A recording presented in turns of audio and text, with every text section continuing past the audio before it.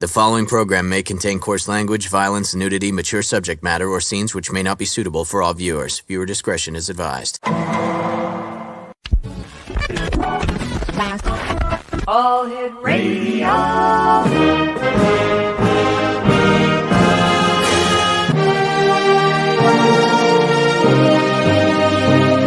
Welcome to the X Zone, a place where fact is fiction and fiction is reality. Now, here's your host, Rob McConnell. And welcome back, everyone. This is the X Zone. I am Rob McConnell, coming to you from our broadcast center and studios in St. Catharines, Ontario, Canada. If you'd like to send me an email, xzone@xzoneradiotv.com, on all social media sites, Xzone Radio TV. And we're coming to you tonight on the Talkstar Radio Network, Mutual Broadcast Network, Xzone Broadcast Network, Xzone TV channel, and on Simul TV channel 54. My guest this hour is a good friend of the X Zone. In fact, we were just talking before we went on air, and Dr. John Brandenburg is our guest, and he's been coming and going here on the show for the past 25 years. Dr. Brandenburg is a plasma astrophysicist, and let's bring the good doctor on. Hey, John, welcome back to the show. Always great seeing you, my friend. An honor and a pleasure, Rob, to be on your show. You know, John, this has been a very strange day in the news. As you and I were talking before, Russia has allegedly here, fired a missile into Poland, which is a member of NATO. Yes. And right now, I understand that there's a conference going on with NATO, and NATO may decide to enforce its right by calling in the other members of NATO. I think it's Section 4. I'm not sure about that. And John, these are very, very tense times. I don't think the public listening to us tonight. I feel badly for some of my old buddies who are still at nuclear weapons labs where I used to work. You've never gone through an international crisis till you've been at a nuclear weapons lab, where you know you're for one thing, you're ground zero 10 times over. Mm-hmm. I went through what's called Able Archer, 1983 at Sandia Lab. I went to graduate school at Lawrence Livermore National Lab, working on control fusion.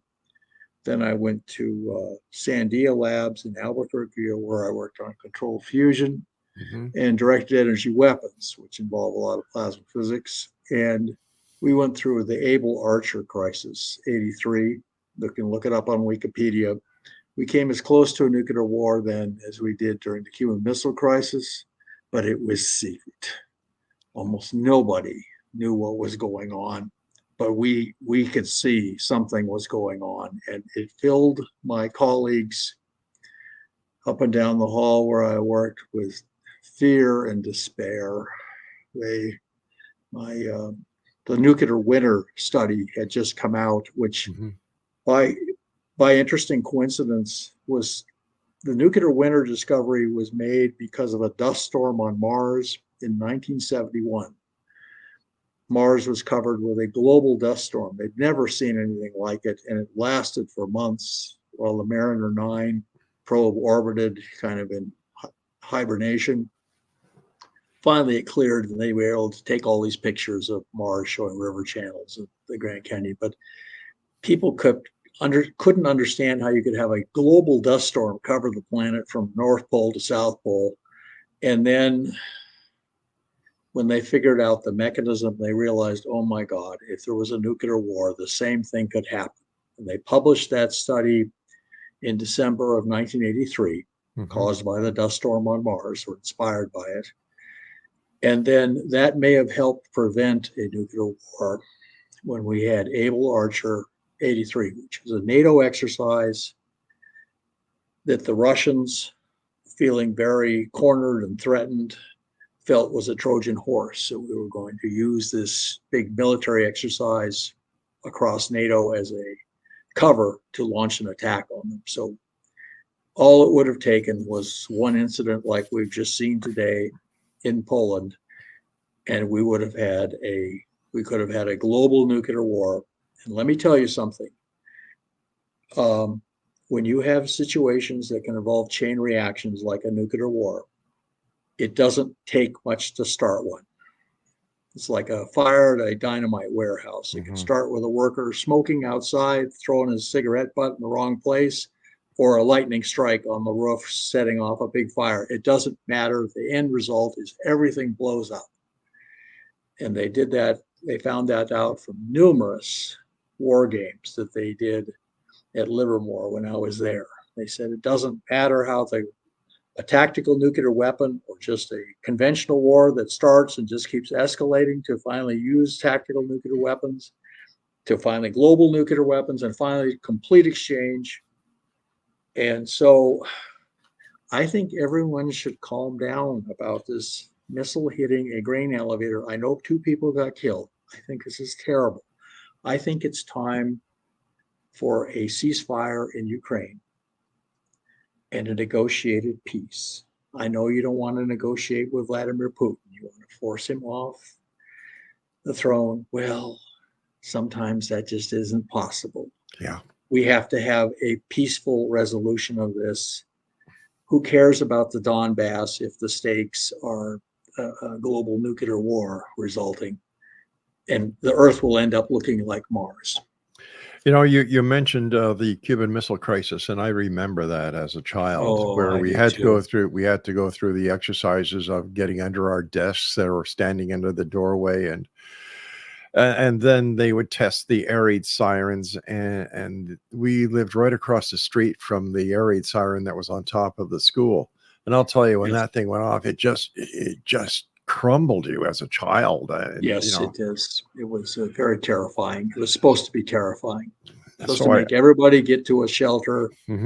But then with the nuclear winter, they found out that even after you come out of the shelter after 2 weeks, there's nothing to eat and everything is freezing cold. More people would die of starvation and cold after the nuclear exchange, the direct casualties from nuclear explosions and fallout, than would have died because of the direct effects of the nuclear waste. The freezing to death and the starvation would kill far more people than the original attack would. And I had a very happy-go-lucky character I shared an office with, and in the middle of the Able Archer crisis, he turned to me. It was after the nuclear winter things had been published, and then the Able Archer crisis happened. He turned to me one day, and he wasn't smiling like he normally was. And he says, "You know, I used to think if there was going to be a nuclear war, we were in Albuquerque, New Mexico. The ground zero we knew for at least 10 nuclear weapons." And he says, "I used to think I was going to rush home, jump in the car, rush home, get my wife and kids, and head for the hills." He says, "Now I'm going to get up on the rooftop with a 6-pack of beer and watch the whole thing go." And I didn't know what to say to him. And then I finally asked him, I said, "Malcolm, what kind of beer would you be drinking, do you think?" And that brought a smile to his face. But I heard several different statements similar to that from my fellow office, people up and down the hall as we would go to lunch together. And there was just, I myself resolved not to even try to survive the nuclear war. I was just going to go out and stand in the parking lot. I thought, what's the point? We just checked, and the current DEFCON level at NORAD is 3. Oh, wonderful. Yeah. So, that's wonderful. Now, whether or not that's the real DEFCON level or I if it's... don't. Look, let's have an armistice, ceasefire in place. Okay. Yeah. Maybe the Russians have taken the Russian-dominated areas of Ukraine. Okay. It's not worth having a nuclear war over. Okay? Exactly. And, we can think of President Putin as we like, but it could be dissident members of his military that fired that missile. It could be. We don't know if he gave the order. We don't know if he didn't give the order. But let's, like I agree with you, John, cool heads have to prevail. Oh, let's just calm down. Let's have a ceasefire. Call for immediate ceasefire. Let the UN Security Council call for immediate ceasefire and negotiations. John, stand by, Do my some friend. talk, rather than shoot. All right, let's get all the leaders of the down to world business. together. Let's get all the leaders of the world together. Get plenty of vodka in the room, and Absolutely. let's take care of business. You and I have to take our first break, my friend. Please stand by. Exonation. Our guest this hour is Dr. John Brandenburg. He is a plasma astrophysicist, and we're going to be talking about Mars. You know, the little green planet. Well, Mars may be an intelligence test for the human race, as it turns out, in terms of nuclear holocausts. All right, so let's talk about this when we come back. Strange day here in the world. Strange day, yes. Let's keep our fingers crossed, John. We'll be back on the other side of this break. Don't go away.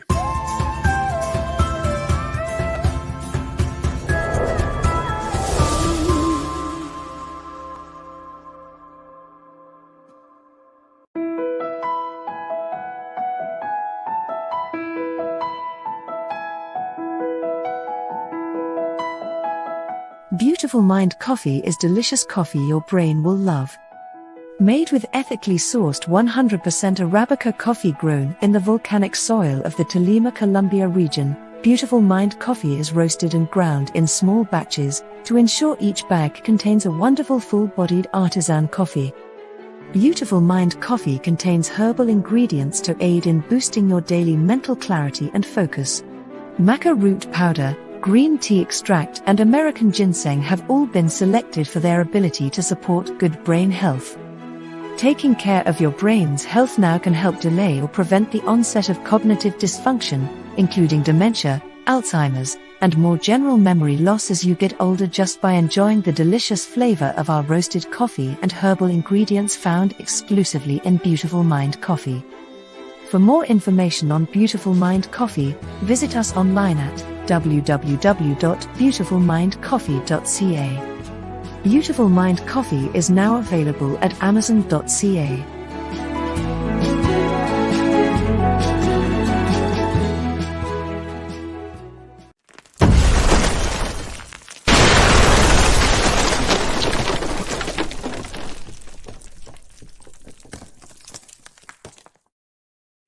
Welcome back, everyone. Dr. John Brandenburg is my guest. And John, you sent us, the information that we asked you, and something that you wrote in your response to us just kind of grabbed my attention. And it's this, and this is a quote: "Going to Mars is no longer an option; it's a requirement." What do you mean by that, John? Well, we have now found compelling evidence. And I just presented this at the Mars Society meeting to a bunch of Mars experts. And they tended to agree with me because they asked a few intelligent questions and no one jumped up and disagreed with me. They just seemed to accept it. And now there is evidence for a massive nuclear holocaust on Mars from unknown cause. We're going to do the Joe Friday version of this. Mm-hmm. Just the facts, ma'am. And the facts are we have all this isotopic and physical evidence that there was this massive nuclear holocaust on Mars of let's call it unknown cause. And and that means we have to go up and find out what the hell happened up there. How could this happen? It looks like a supernova went off on Mars, or in fact, two small supernovas went off. It's called you can look it up on Wikipedia. It's called R process. It means a thermonuclear explosion. Basically, occurs normally in two places: supernovas or in hydrogen bombs. And there was just massive evidence for a massive event or on Mars that did this and turned Mars into Mars. Now that means we have to go up and find out what happened. The cause is unknown at this point. We have to go up to find out there what happened and how to prevent it from happening here. Because if it happened on Mars, it can happen here. Has this, to the best of your knowledge, happened on any other planet No, in the solar system? No way. no, it is not. If it was The isotopes of Mars are unique among the planets and the other planetary, the solar system reservoirs that we have sampled. On Earth, in the solar wind, if you average all the meteorites from the asteroid belt, if you put a probe into the atmosphere of Jupiter, something as different from Earth as Jupiter is from Earth, you get the same ratio of xenon 129 to 132, 1 to 1. On Mars, there's 2.5 times more xenon 129 than there is 132. And that was pointed out to me by, I worked at 9.5 years at nuclear weapons labs, and then in Washington, D.C., where I had nuclear weapons experts just down the hall, and they all looked at the data, xenon data from Mars, and said someone nuked them. Wow. That is very consistent. That Mars was nuked, suffered a nuclear holocaust, a thermonuclear holocaust. Now, I couldn't find data. It was very difficult to make the case based on unclassified data. The result of nuclear tests in Earth's atmosphere and plutonium production using fast neutrons, that did increase the amount of xenon 129 in Earth's atmosphere.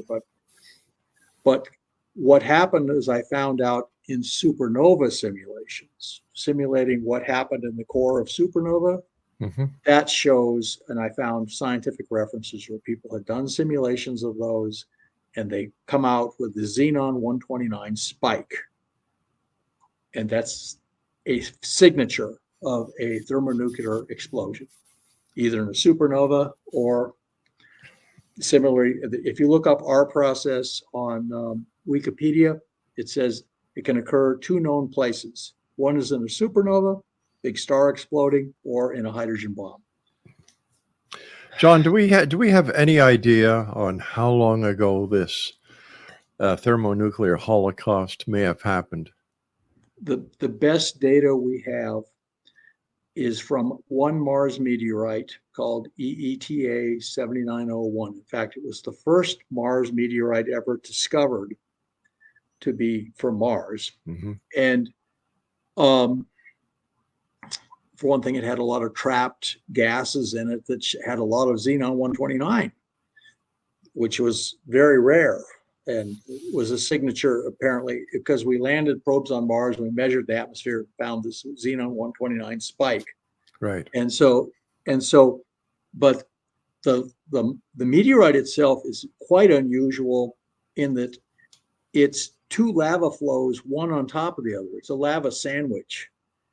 And the 2 lavas are slightly different in mineralogy and apparently occurred only hours apart.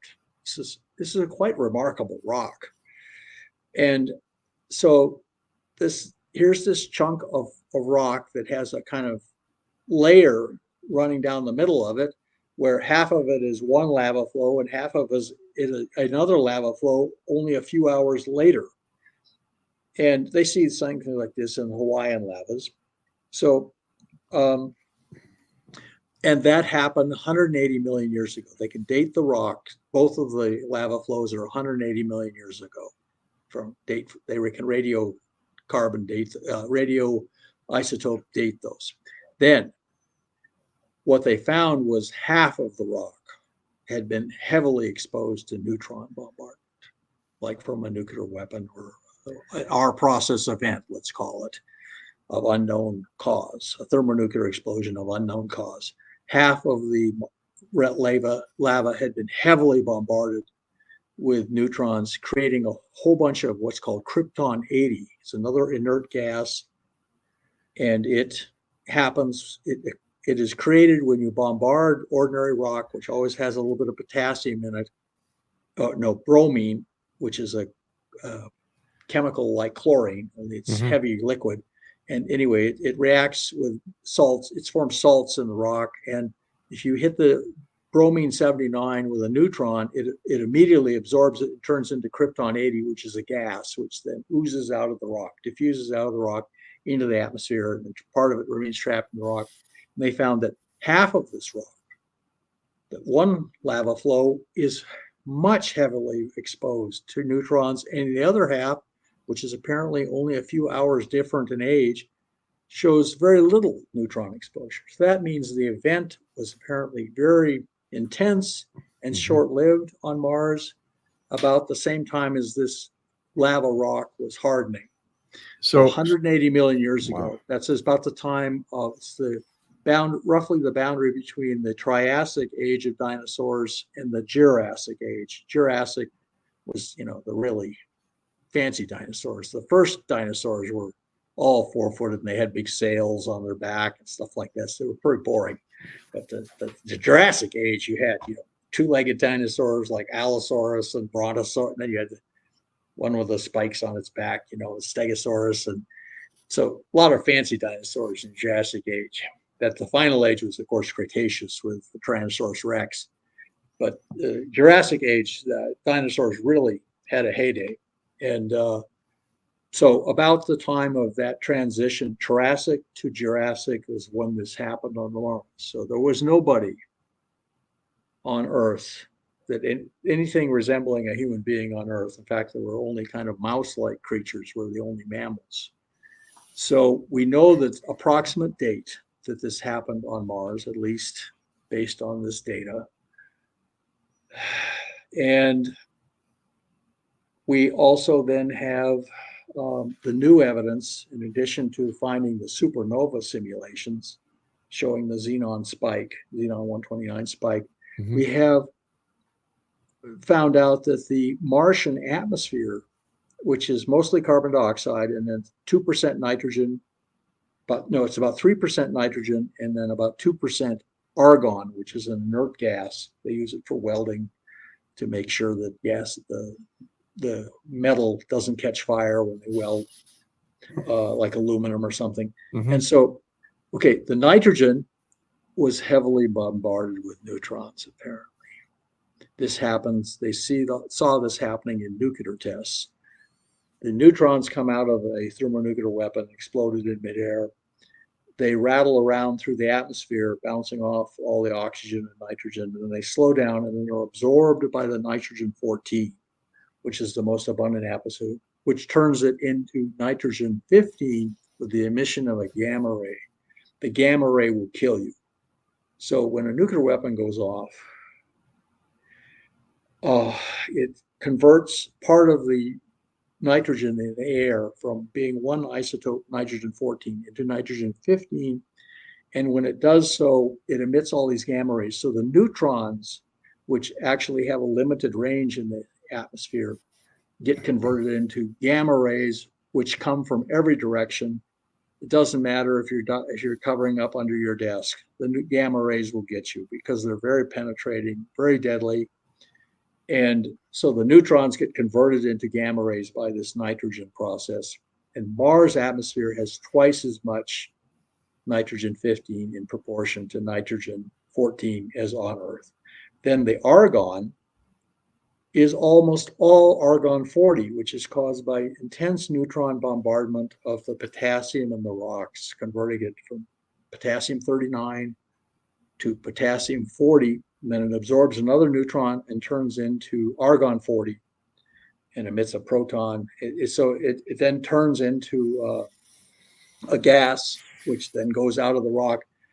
And they found that the nitrogen-15 excess and the argon-40 excess in the atmosphere both appeared at the same time on Mars in recent geologic times. So we have now compelling evidence of an intense, massive thermonuclear explosion, process occurring on Mars. And the estimates for the power of it is 10 to 100 times the energy of the asteroid impact that killed off all the dinosaurs. this would have been, and it happened on a planet only half the size of Earth, so this would have been absolutely devastating. It turned Mars into Mars from being a planet like Earth. For how long have the authorities known about this, John? They have probably been aware of it since 1976, but it was in the middle of the Cold War. Mm-hmm. You can understand why they would Sure. want to keep that, because of public morale. They wanted to keep Yep. that under wraps. We were, eyeball to eyeball confrontation with the Soviet Union at the time. They published it so that the Soviets would know about it also. And they, having done a lot of nuclear tests, including the largest nuclear test in history, the Tsar Bomba, 50 megatons, they would have known what this meant. And so the government has been, when I discovered it,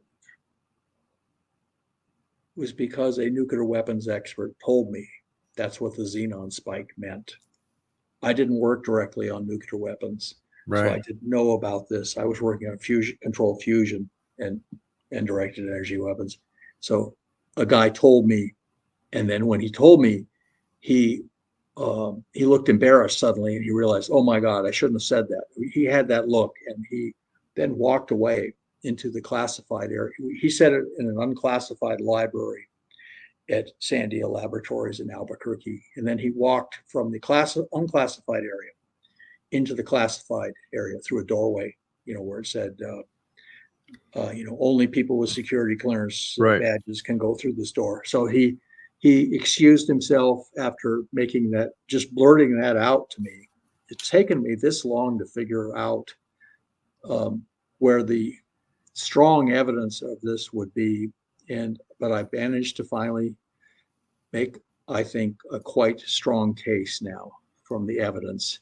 And I guess I would just have to say that Mars appears to have suffered a nuclear holocaust for unknown.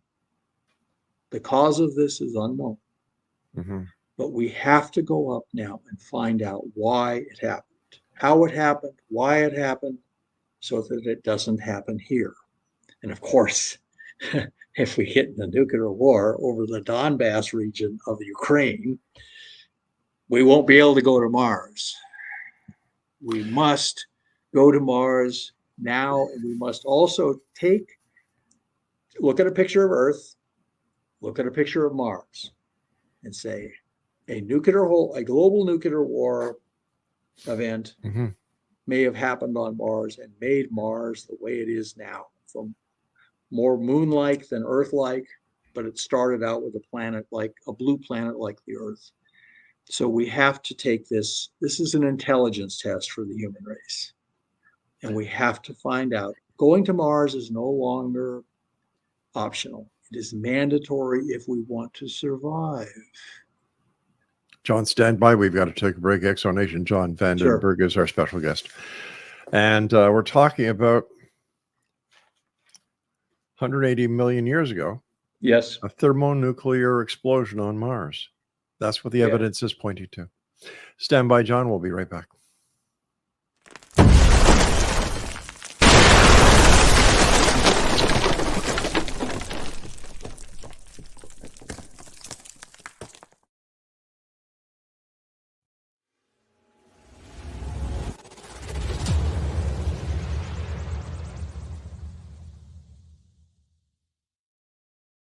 So I was watching the X Zone TV channel last night when I was abducted by aliens, and they kept repeating to me over and over again, simultv.com, simultv.com. What's simultv.com? That's what I asked them. They had it written on the side of their UFO. How do you spell that? UFO. No, I mean simultv.com. simultv.com. simultv.com. Right. simultv.com. Interesting that you were abducted by aliens in a simultv.com UFO last night. Oh, yeah? Yeah. Now that you mention it, I remember now last night I was awakened from a deep sleep. My great-grandmother was standing there. She said she'd come from the hereafter to tell me about simultv.com. She even spelled it out for me. simultv.com, sonny boy. simultv.com. simultv.com, sonny boy. Wow. Yeah. Guys, you'll never guess what my psychic guru just told me. simultv.com. Exactly. Are you guys psychic too? Of course. We all know about simultv.com. simultv.com.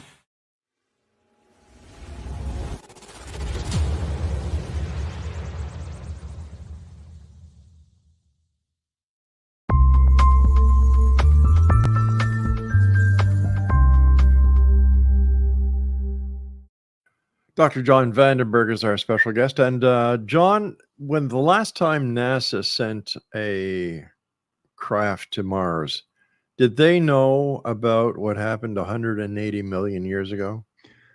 I suspect that in the very highest echelons of NASA, they are aware of this.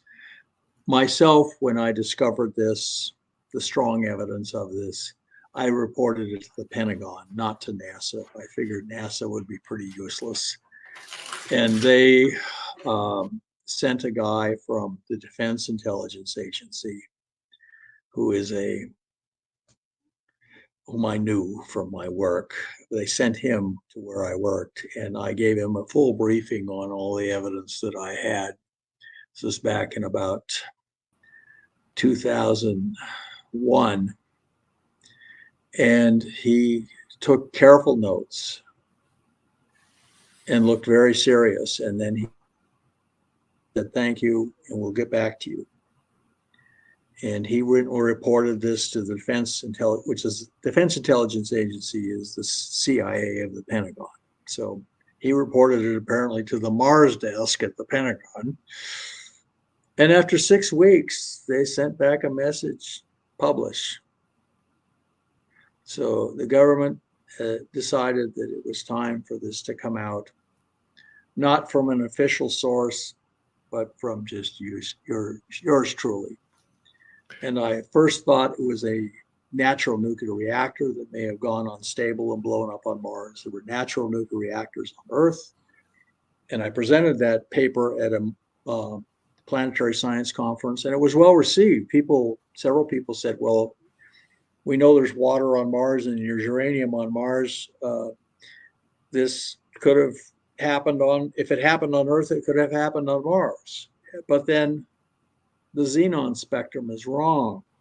It doesn't give the xenon 129 spike because the neutrons have to interact at low energies. You need high energy neutrons to get the xenon 129 spike, like in a hydrogen bomb explosion. So, and not only that, would have created 2 enormous craters at these hot spots you find on the Martian surface of radiation. They're, by the way, when I say they're hot spots, they'd be perfectly safe to walk around in. The radiation levels are low, but the sensors they used were very sensitive, so they could pick up these hot spots relatively to the rest of Mars. So if you take this data and you look at the hot spots to see if there's any big craters there. Mars is covered with craters, but at the areas where these hot spots are, there's really no large craters at all. It's smooth. In fact, it used to be the old ocean bed.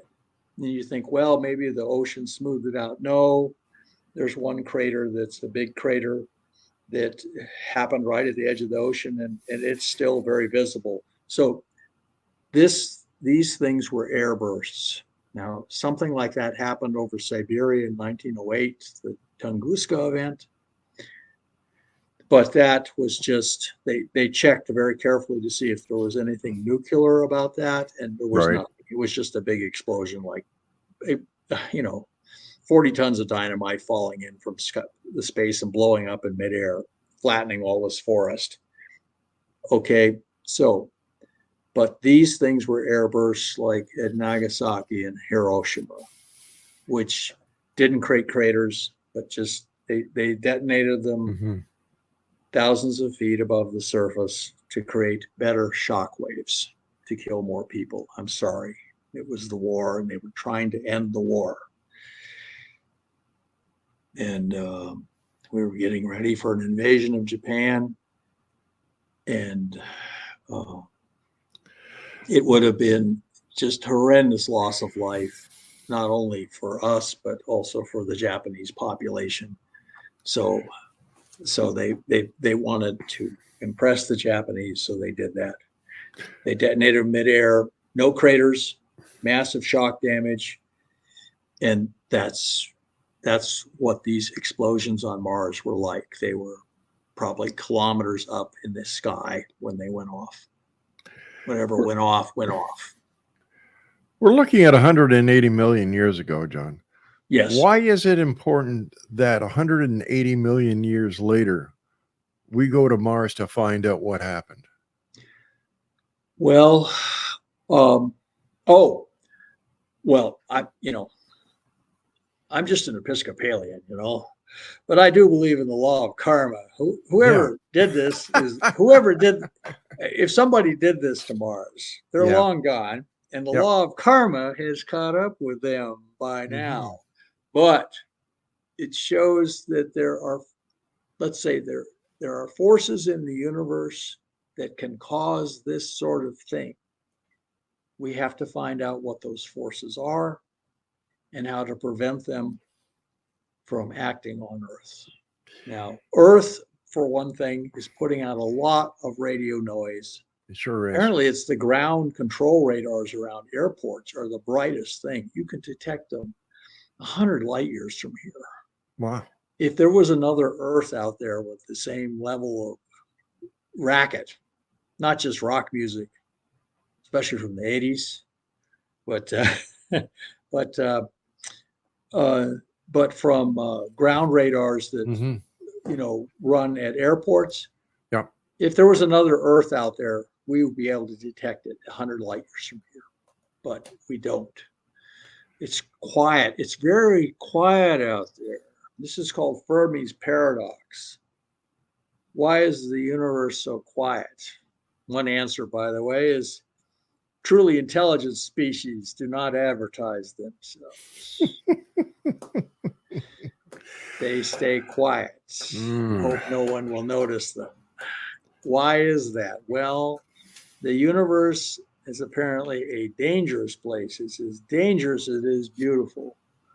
And some of those dangers may be from other intelligent life.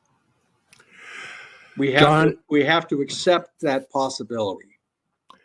John, I've got to take my final break. Please stand by. Sure. Nation. Our guest is Anyway, Dr. Rob, John this Venberg. this is great. Well, we have one more segment, my friend. Please don't go away. No. This is, I'm sitting here listening like a good to Canadian, I'm going to wait till the very bottom of the bottle. There you go, eh? To the bottom of the bottle. Don't you know, eh? Yeah. Us Canadians, eh? Yeah. Yes. All right. It's celebrated down here in by us Americanos. All right there, Dr. John. We'll be back on the other side after we finish some good old Canadian screech. This is the X Zone. I am Rob McConnell. Dr. John and I will be back on the other side of this break. Don't go away.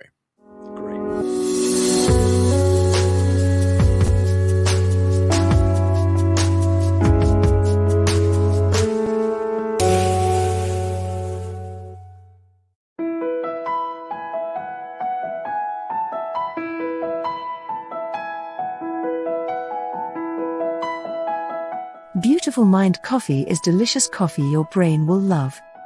Made with ethically sourced 100% Arabica coffee grown in the volcanic soil of the Tolima Columbia region, Beautiful Mind Coffee is roasted and ground in small batches to ensure each bag contains a wonderful full-bodied artisan coffee.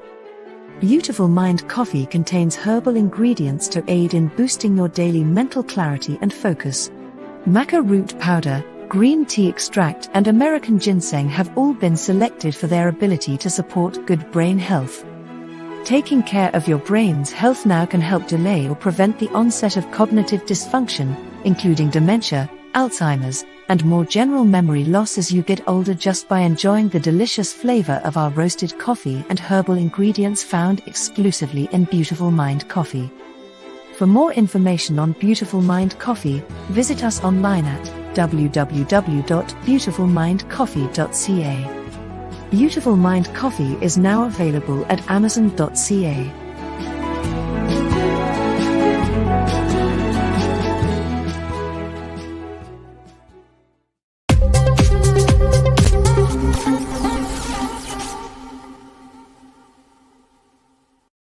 Welcome back, everyone. And the X Zone is brought to you by our good friends at Beautiful Mind Coffee. It's great coffee. It Visit sounds them like online. good stuff. It is. And what's really good about it, John, it really helps. It, helps your brain because it's got maca plant. It has American ginseng and American green tea. ginseng. How about that? Visit our By the way, website. here, Rob, I got a question for you. My Sure. boss is Canadian, and he's a great guy. And okay, what do you call it if you mix tequila, bourbon, and Canadian Club, and shaken, not stirred? What do you call it? I don't know. You call it a North American.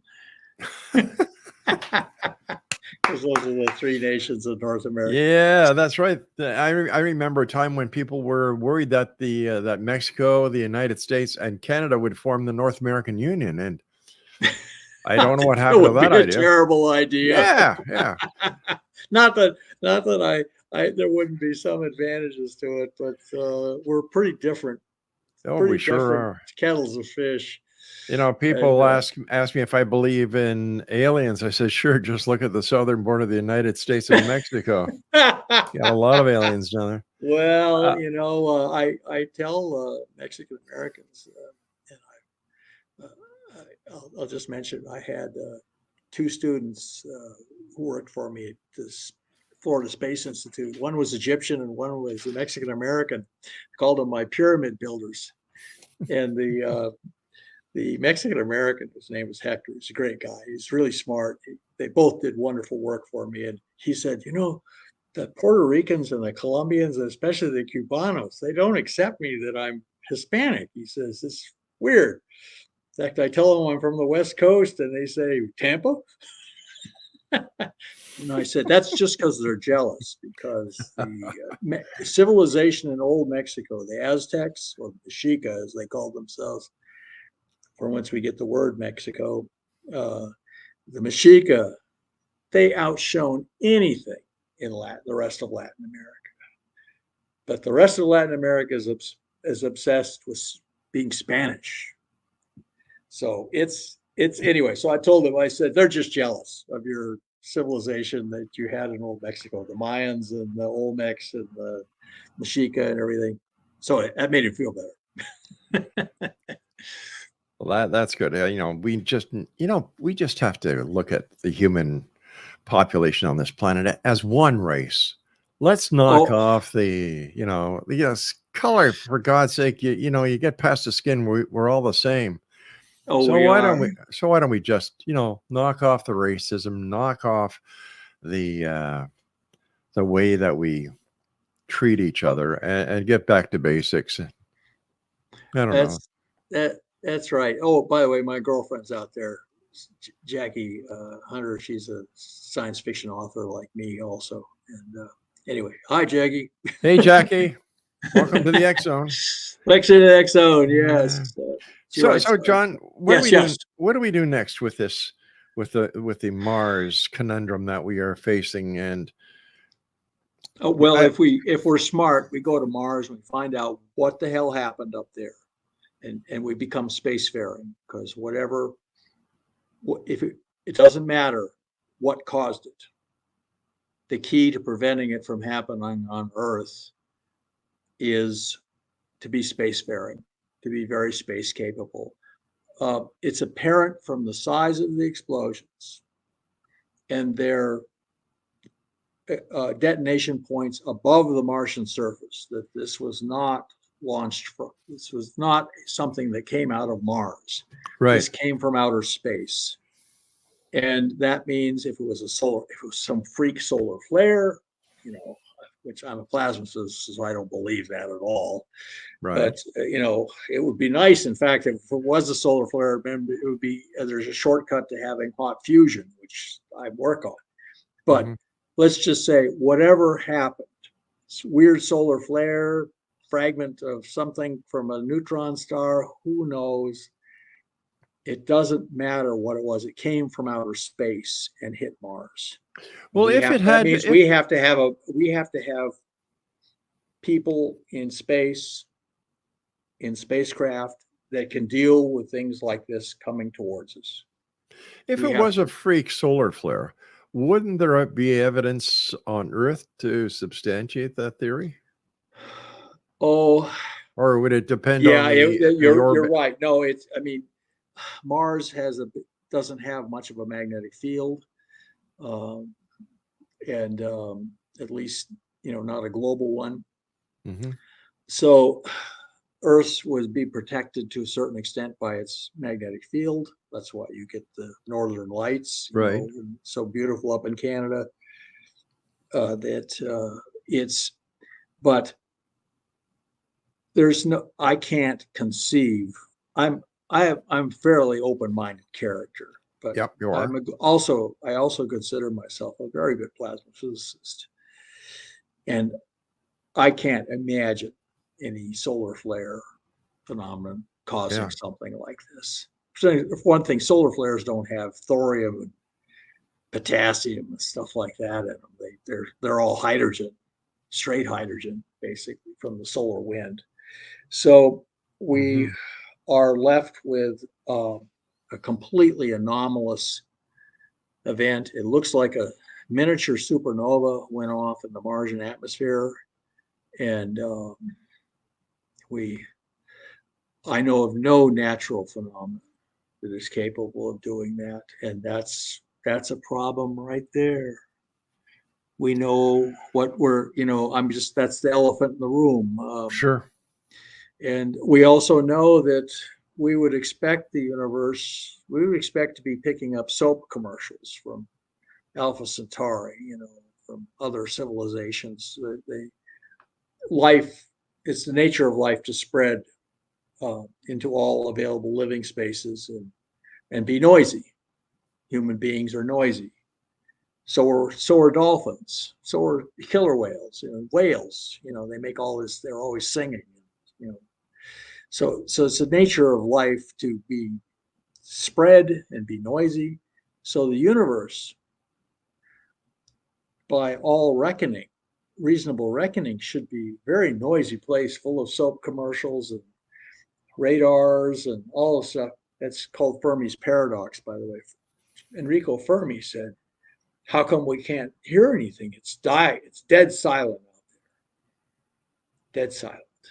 And that in itself is ominous. It's like we're in a ghost town of some sort.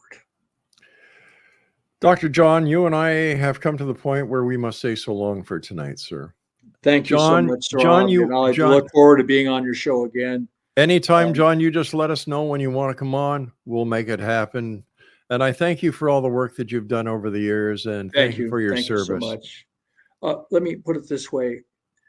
I started having nuclear war nightmares that I hadn't had since I was a kid, once I discovered this. And so I finally realized, okay, since they told me to publish, I'm going to just write a book, and I'm going to publish this and get it out of my system. And then the nuclear